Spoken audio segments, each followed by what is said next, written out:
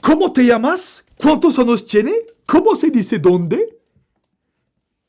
C'est de cette façon-là qu'on parle spanish, mon posto de la pasta. Bah bien sûr. Je m'excuse, je suis un petit peu excité. Je sais également que j'ai cet œil-là qui est vraiment gonflé. Hein. Merci de me l'avoir notifié. Mais frérot, je te promets que j'ai strictement rien fait pour provoquer cela. La seule chose que je peux te dire, c'est qu'il y a 2-3 jours, je me lève de mon lit comme ça. Aucune pression. Et je sais pas pourquoi, je sais même pas comment, d'un coup ce schlagus d'œil se met à gonfler tout seul, sans absolument aucune raison apparente. Ah ouais? Tu veux jouer à ça? Pas de problème, j'appelle le toubib. Allô, monsieur? Oui, il faut m'ausculter, ça ne va plus là. Je vais le voir dans son cabinet, il analyse mon œil et il me dit « Monsieur Kurnaz, ne vous inquiétez pas, c'est juste une petite inflammation. Allez, un coup de... » Sterdex, une application 3 fois par jour, le matin, midi et soir, pendant 5 jours et c'est bon, vous serez vite remis sur pied, qui me fait le bonhomme. Mais j'ai envie de te dire, j'ai comme envie de te dire que... On s'en bat les steaks de cette histoire d'œil, n'est-ce pas? Je veux dire, c'est juste une petite inflammation, pas besoin d'en faire tout un tas. Si on se capte aujourd'hui sur UseGeek, frérot, c'est pour une raison bien précise. Dernièrement, dans les vidéos que j'ai postées, j'ai essentiellement parlé de ma vie. Nous sommes d'accord. Voilà, je vous ai raconté des petites anecdotes, mes mésaventures, quelques péripéties, par-ci, par-là et tout. Et en lisant vos commentaires, j'ai bien vu que vous aimiez cela. Donc, je me suis dit, Efkan, vas-y, c'est bon. Raconte-leur cette petite anecdote que tu caches tant. En fait, en septembre 2014, il m'est arrivé une couille. Mais c'est une couille de mammouth qui m'est arrivée. C'est pas un petit truc de merde, tu vois. Mais je voulais pas que vous vous inquiétiez pour moi. Et en plus de ça, c'est un petit peu intime comme histoire, tu vois. Mais étant donné que sur cette chaîne, on est en train de déballer toute ma vie comme ça, sans absolument aucune limite, je me suis dit, faisons-leur ce petit cadeau. Vous êtes partants, les potos? Génial. Allez, installe-toi, on y va.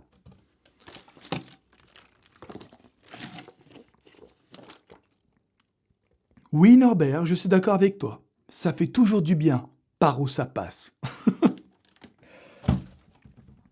Tout commence en septembre 2014. Pour la première fois de ma vie, je mets les pieds aux États-Unis. J'y vais avec mon ami d'enfance, tu vois, on va faire un petit séjour tout le mois de septembre en Amérique. On commence par San Francisco. Ça se passe bien à peu de choses près. Ensuite, on va à Las Vegas. Là-bas aussi, c'est bien, mais il y a des hauts, il y a des bas. Et ensuite, on finit notre séjour à Los Angeles. Et ça là, et c'est là-bas que je me suis pris la météorite dans la gueule. Tu vois, il m'est arrivé un truc de ouf là-bas. Donc je vais pas vous parler de San Francisco ni Las Vegas. Ce sera le sujet d'une autre vidéo si tu veux, mais je vais plutôt parler de Los Angeles. Remettons-nous un petit peu dans le contexte, veux-tu? Il y a 2 choses à savoir sur nous à l'époque. Première chose, nous sommes de véritables cléchures. Ça veut dire qu'on n'a pas de thunes. Qui dit pas de thunes dit hôtel tout pourri. Qui dit hôtel tout pourri dit emplacement haché là-bas à Mathusalem, tu vois, c'est super loin. L'hôtel, gros, franchement, je lui donne maximum 1 étoile, voire 1 étoile et demie. Il y avait un lit, il y avait un frigo, et il y avait une piscine. On ne sait pas trop si c'était une piscine ou un marais. L'eau était de couleur verte, tu vois. Je suis sûr que si je me levais à 4 heures du matin, avec une épuisette, il y avait moyen d'attraper des crapauds. C'est sûr, tu vois. Mais bon, c'était suffisant pour se croire en vacances, tu vois, c'était cool. Deuxième chose à savoir sur nous, étant donné que nous étions de vrais clasheurs avérés, on n'avait pas de carte Visa. On est venu avec des cartes Maestro. En fait, si tu veux, la carte bancaire Maestro, c'est une carte réservée pour les clochards, pour les prolos, pour les mecs qui gagnent pas beaucoup d'argent. Tu vois, donc cette carte t'empêche de retirer comme tu veux, t'empêche de louer des voitures. Et c'est bien ça le problème. L'Amérique sans voiture, c'est du suicide. Vu qu'on n'avait pas de visa, personne ne voulait louer la voiture. C'est quand tu allais dans une agence de location. La première chose qu'ils te demandent, visa pour mettre Zerma l'empreinte dessus. Si jamais un jour tu carottes la bagnole, qu'il puisse se servir, tu vois, sur ton compte. Mais vu qu'on n'avait pas ça, et ben du coup, on ne pouvait pas louer de voiture. Alors je te laisse imaginer le bordel à Los Angeles sans bagnole. C'est une ville super grande. Tu te dis, allez, vas-y, je vais me faire un petit kiff et je vais aller à Jack in the Box et tout. Tu prends Google Maps, tu dégaines ton phone, tu te dis, ouais, vas-y, c'est bon, c'est juste à 2 miles. Sauf que tu oublies que les miles, c'est pas des kilomètres, c'est beaucoup plus. Sur la carte, tu vois que c'est juste à côté, et là, tu te mets à marcher, bordel. Ça fait une demi-heure que tu es en train de marcher, mais on dirait que tu fais du surplace sur Google Maps. Le soleil, il tape comme ça, t'es en plein cagnard, tu te prends le missile sur le coin de la gueule, tu crames, tu te dis, vas-y, c'est bon, tu rachetes. Alt F4, tu retournes à l'hôtel. C'était ce qui nous arrivait, tu vois. Du coup, c'était frustrant. Tout ça pour te dire que les conditions du séjour n'étaient pas vraiment optimales.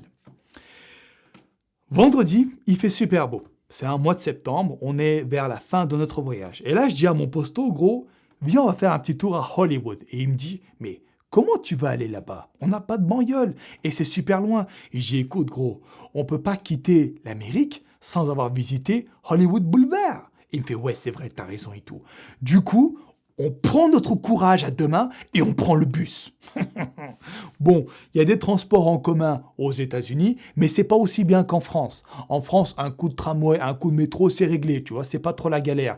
Mais là-bas, déjà, j'ai pas vu de tramway, j'ai pas vu de métro à Los Angeles, j'ai vu des bus, mais le bus, gros, il te fait n'importe quoi. On dirait le conducteur, il est bourré. Un jour, il est là, un jour, il est pas là, un jour, il arrive avec beaucoup de retard. C'est la zermie, tu vois. Il faut pas trop compter, en fait, sur le bus, si tu veux, pour te promener à Los Angeles, tu vois. Mais bon, on n'avait pas le choix. On prend le bus, il met 2 heures pour arriver à Hollywood Boulevard.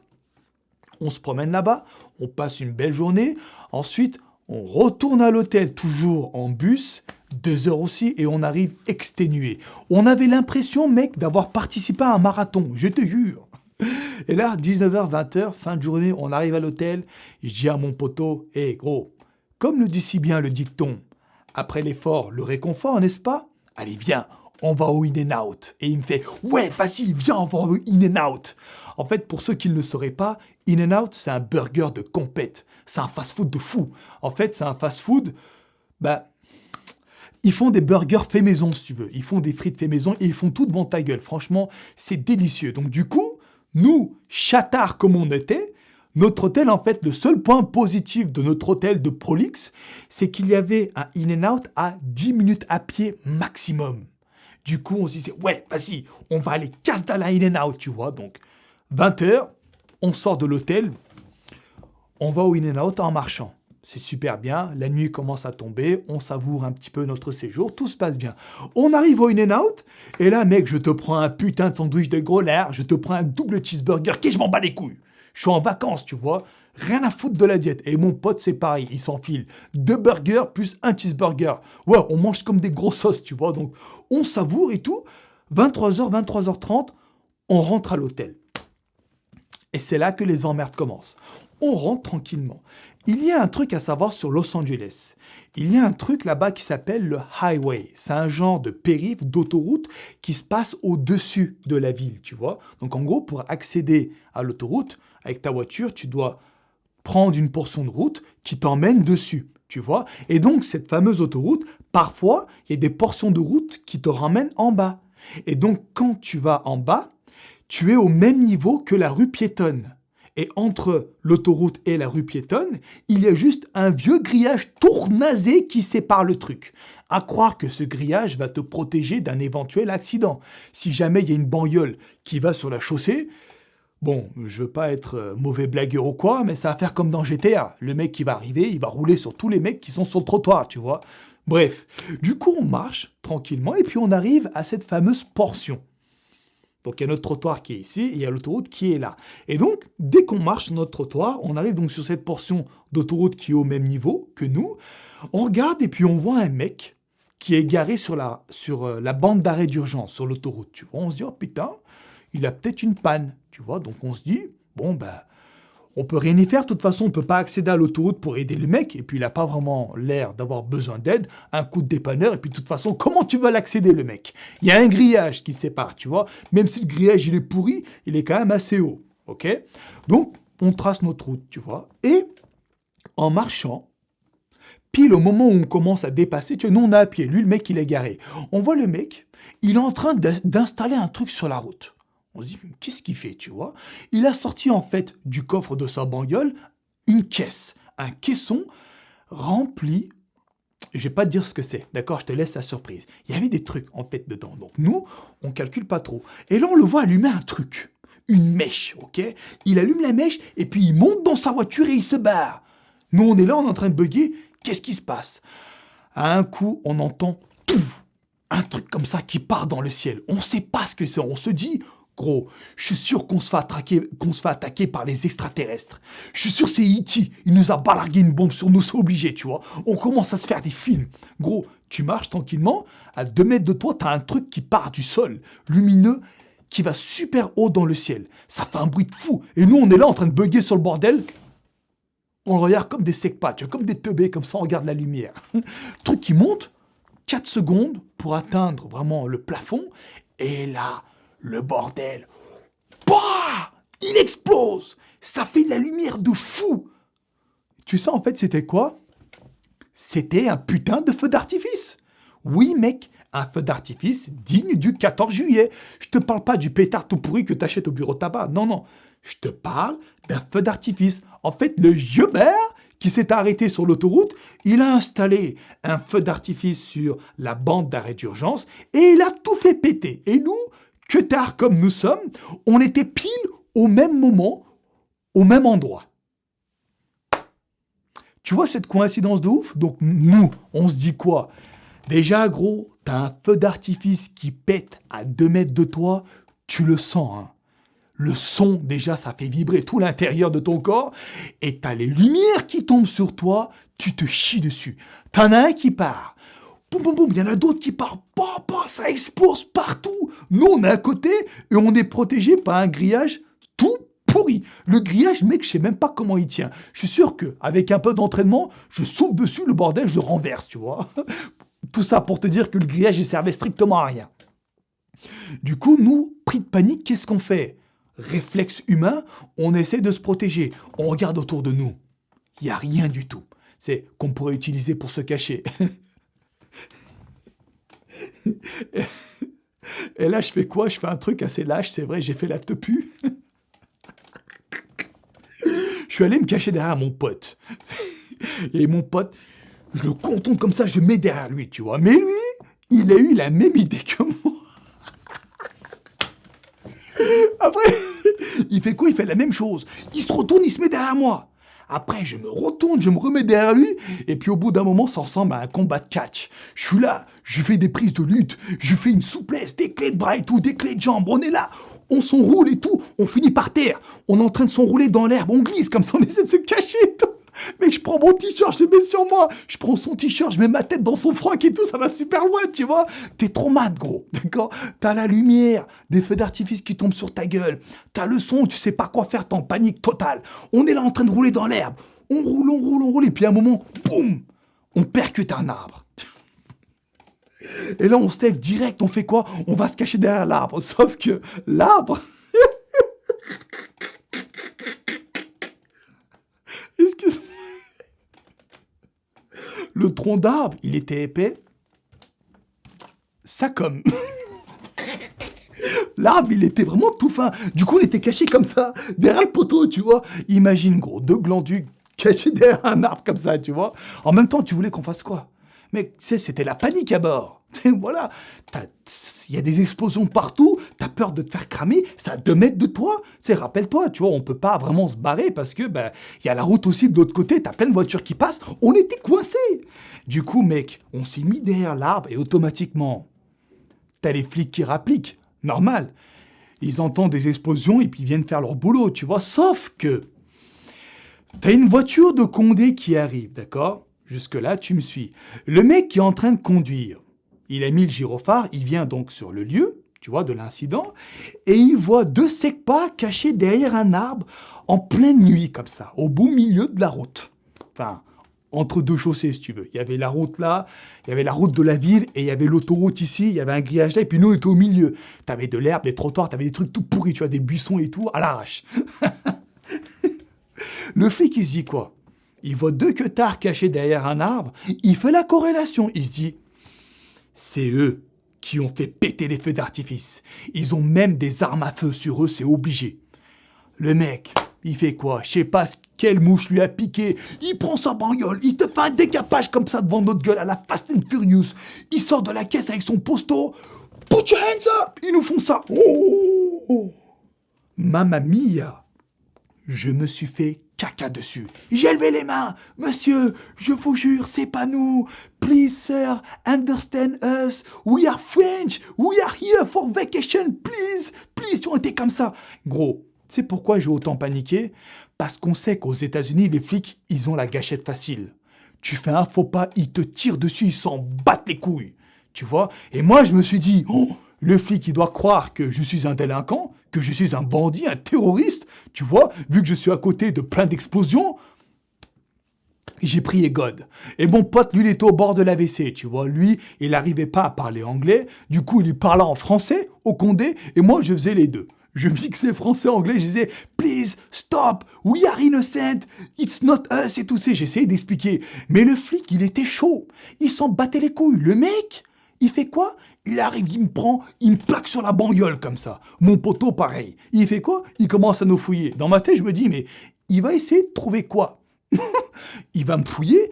Quoi? Je trimballe un bazooka sur moi? J'ai un lance-flamme, j'ai un lance-roquette. Il va éventuellement toucher mon magnum qui se trouve entre mes jambes, tu vois? Mais c'est pas une arme à feu. Ok, c'est une arme de guerre, mais c'est pas une arme à feu. Tu comprends? En fait, si tu veux, ce jour-là, j'étais habillé comme un clécheur. J'avais mes claquettes roses, j'avais un short noir tout pourri, il était déchiré, et j'avais un débardeur Ghost Gym rempli de sueur.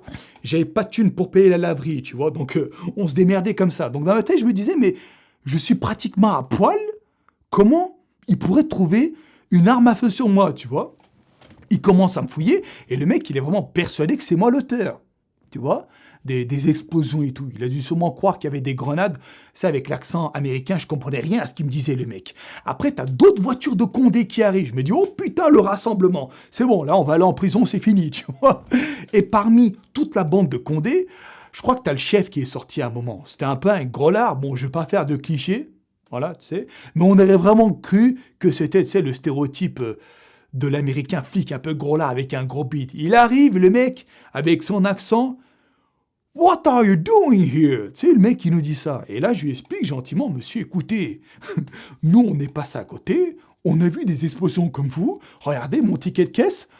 Je sors du In-N-Out avec mon posto. D'ailleurs, je dis, I ate the cheeseburger, the double cheeseburger, and it's a very delicious burger. C'est en fait, je fais une petite autosucette à la nation américaine sur le coup pour essayer d'amadouer un peu le Condé, tu vois, pour essayer de l'endormir, l'entourlouper. Tu sais, je me dis, si je commence à faire le cow-boy maintenant, si je commence à montrer un peu belliqueux, il me rentre dedans, c'est fini. Fin du game, game over, tu vois. Donc je me dis, vas-y, je vais être un peu de son côté. Je commence à taper la discute. Pendant ce temps-là, ses potes continuent encore à me fouiller. Et au bout d'un moment, il dit au mec qui me fouille, stop it. Stop it. Tu vois.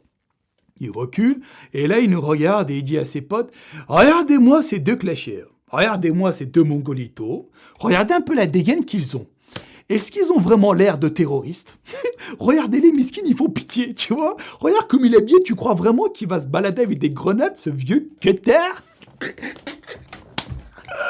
Bon, gros, là, je te raconte ça en rigolant, mais sur le coup, j'avais vraiment peur. Déjà, tu te fais traumatiser par des feux d'artifice qui pètent juste devant ta gueule, à 2 mètres de toi, t'as la lumière qui tombe sur toi et tout, tu t'es en panique totale. Après, t'as un Condé, il arrive, il braque un gun sur toi, et puis tu te dis, il peut tirer à tout moment.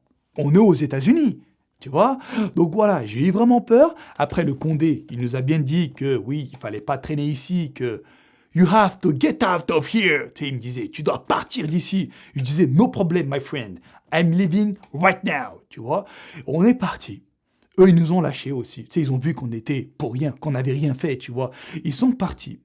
Et nous aussi, on commençait à partir. Et puis, le moment où on partait, il y a un hélicoptère qui est arrivé. L'hélicoptère, il est arrivé, c'était l'hélicoptère des flics. Ils commencent à mettre le projecteur comme ça sur tout le périph'. Sur toute l'autoroute, il tourne avec la grosse lumière pour essayer de trouver le coupable. Mais ce schlag, il s'était barré, il y avait déjà au moins 20 minutes. Tu vois? Donc du coup, voilà, je commence à rentrer à l'hôtel avec mon poteau, en train de trembler, et on parle pas. On se chie dessus. On a super peur. On arrive à l'hôtel, on était super fatigués. On s'est dit, on va se coucher, pas moyen. J'étais traumatisé, mon cœur y battait, tu vois. Voilà. Mais gros, sur le coup, j'ai vraiment vu ma vie défiler en noir. Je me suis dit, putain, c'est bon, je vais finir au poste et tout. J'aurais plus jamais la carte verte, je pourrais plus venir passer des castings et tout en Amérique, tout ça. J'avais super peur. Mais tu sais, ce qui était le plus drôle, c'était quoi? C'était l'accent que je tapais avec mon pote, c'est pour se cacher, mon pote. On avait révolutionné le MMA. On faisait des prises de catch, c'était trop bien. Oh putain, j'oublierai jamais le jour. Voilà. Bon, je finis avec une touche d'humour, mais voilà, avec un peu de recul, c'est drôle. Mais j'aurais pu mourir. C'est triste. Mais j'aurais pu mourir. Imagine, j'avais fait un faux pas. Imagine, j'avais fait genre, comme ça, je sortais un truc de ma poche, il m'aurait tiré dessus. Il m'aurait certainement tiré dessus. Tu vois, le mec, il cherche pas à midi 14h, il va à 14h direct, le Condé, tu vois. Il fait son taf. Normal. Entre guillemets, on va dire. Voilà, frérot. Voilà pour cette petite anecdote. Tu comprends maintenant pourquoi je voulais pas t'en parler tout de suite. Voilà. J'espère en tout cas que ça t'aura plu. N'hésite pas à me donner ton avis dans les commentaires et surtout, si tu veux m'aider, si tu veux me soutenir, je te demande de mettre un pouce bleu. C'est pas grand chose pour toi, mais pour moi c'est monstrueux comme acte. C'est gigantesque. Ça va aussi m'aider, je te le cache pas, à monter en tendance game, tu vois. Voilà, pas de langue de bois entre nous, chef. Voilà frérot, je te laisse là. Je te dis bye bye et à la prochaine.